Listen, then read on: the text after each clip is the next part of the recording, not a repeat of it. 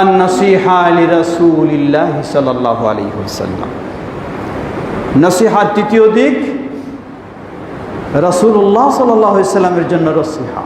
এখানেও একই 5টি দিক কমপক্ষে বলবো। আল ঈমানু বির রাসূল সাল্লাল্লাহু আলাইহি ওয়াসাল্লাম, রাসূল সাল্লাল্লাহু আলাইহি ওয়াসাল্লামের প্রতি ঈমান আনা। দ্বিতীয়,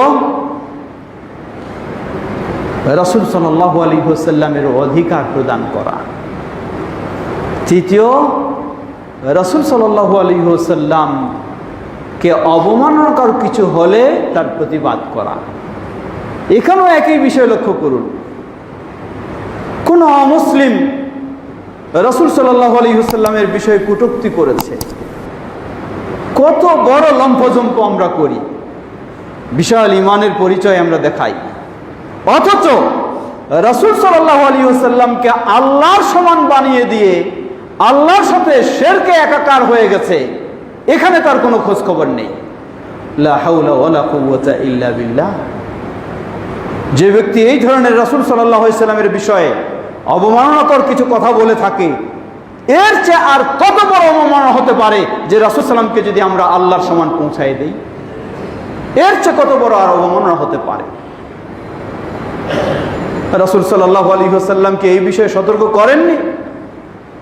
তিনি স্পষ্ট বললেন, সহিহুল বুখারীর হাদিস, লা তাতুরুনি কামা আতারাতিন নাসারা ঈসা ইবনে মারইয়ামা ইন্নামা আনা আবদুন ফাকুলু আবদুল্লাহি ওয়া রাসূলুহু।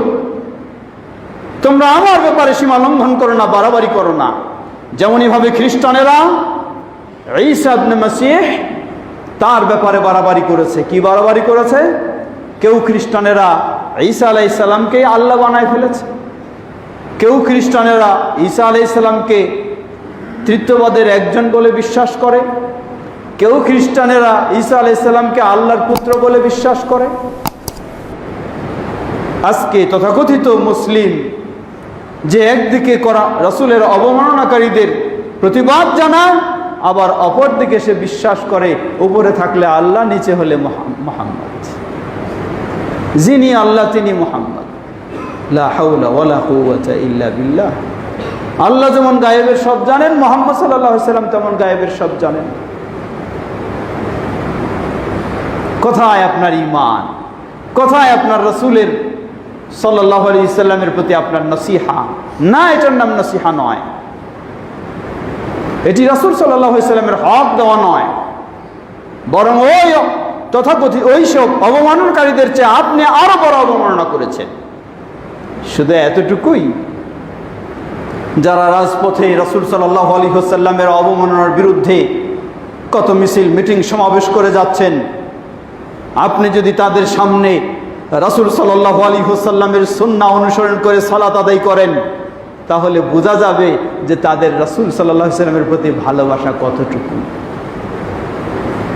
তাদের মসজিদে গিয়ে যদি আপনি রাফউল ইয়াদাইন করেন, রাসূল সাল্লাল্লাহু আলাইহি ওয়াসাল্লামের সুন্নাহ অনুসরণ করেন, দেখবেন আপনাকে মসজিদ থেকে লাঞ্ছিত করে, বিতাড়িত করে থাকে তারা। কোথায় তার ঈমান রাসূল সাল্লাল্লাহু আলাইহি ওয়াসাল্লামের প্রতি? কোথায় তার ভালোবাসা রাসূল সাল্লাল্লাহু আলাইহি ওয়াসাল্লামের প্রতি? ওই একজন অমুসলিম রাসূল সাল্লাল্লাহু আলাইহি ওয়াসাল্লামের প্রতি যে অবমাননা করেছে, এই মুসলিম হয়েও রাসূল সাল্লাল্লাহু আলাইহি ওয়াসাল্লামের সুন্নাহর প্রতি তার চেয়ে আরো বেশি অবমাননা করে। এটার নাম রাসূল সাল্লাল্লাহু আলাইহি ওয়াসাল্লামের ভালোবাসা নয়, এটার নাম রাসূল সাল্লাল্লাহু আলাইহি ওয়াসাল্লামের নসিহা নয়। রাসূল সাল্লাল্লাহু আলাইহি ওয়াসাল্লামের নসিহা প্রকৃতপক্ষে আদায় করেছেন সাহাবায়ে কেরাম। লক্ষ্য করুন কিভাবে সাহাবায়ে কেরাম রাসূল সাল্লাল্লাহু আলাইহি ওয়াসাল্লামকে ভালোবেসেছেন, কিভাবে তার অনুসরণ করেছেন। জানার পরে আর কখনো তারা ভুলের মাঝে ছিলেন না, কিন্তু আমরা জানার পরেও বলি আমাদের মাযহাবে এটা নাই, তাই মানতে পারছি না। জানার পরেও বলি আমাদের তরিকা এটা নাই, তাই মানতে পারছি না। জানার পরেও বলি আমাদের পীর সাহেব এটা স্বীকৃতি দেয়নি, তাই মানতে পারছি না। এটাই হলো রাসূল সাল্লাল্লাহু আলাইহি ওয়াসাল্লামের প্রতি ভালোবাসা, নসিহা। লা হাওলা ওয়ালা কুওয়াতা ইল্লা বিল্লাহ।